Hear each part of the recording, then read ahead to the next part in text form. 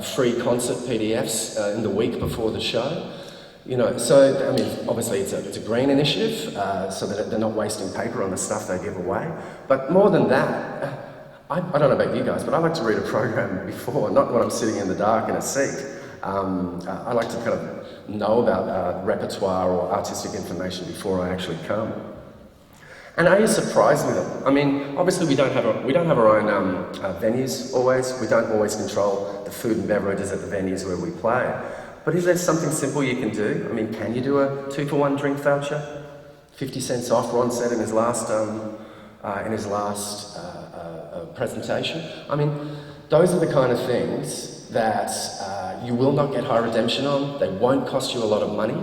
And you've got to kind of think about how you can apply that kind of thinking to stuff that makes sense to what you do.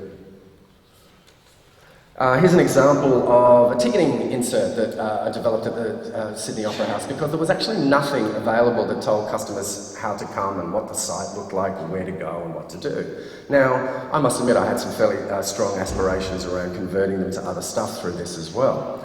Now, there were a few lessons learned from doing it. First of all, somebody had to put these ticketing inserts into the envelopes, and though that might sound simple, when you're talking about hundreds of thousands of tickets a year, suddenly that's actually a resource strain on the guys in ticketing. So, you know, I had to kind of do a bit of softly with them.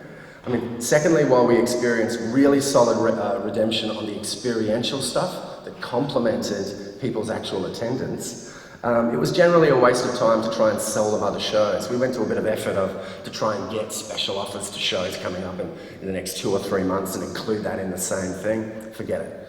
Our notions of what frequency, a marketer's notions of frequency, often radically different from a customer's. You know, for them to come twice in a 2-year period, they would consider that, if you ask them in a qualitative research group, they would consider that regular attendance.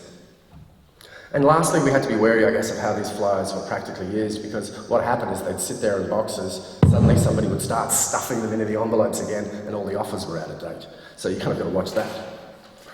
Now, I wanted to talk about a really happy story of one of the simplest little marketing activities we put into play when I was at the Sydney Symphony in 2004, I think. It was cheap, it was off the cuff, and it really improved the customer's experience. Now, Tan Dun's the guy who composed the soundtrack to Crouching Tiger, Hidden Dragon, which was a big hit about 7 or 8 years ago. And he was coming there to do music from that, and also to do this thing called Water Symphony, where musicians would literally be splashing around water and making noises with different bowls of water. It was quite a kooky experience. But because of the success of Crouching Tiger, it went off.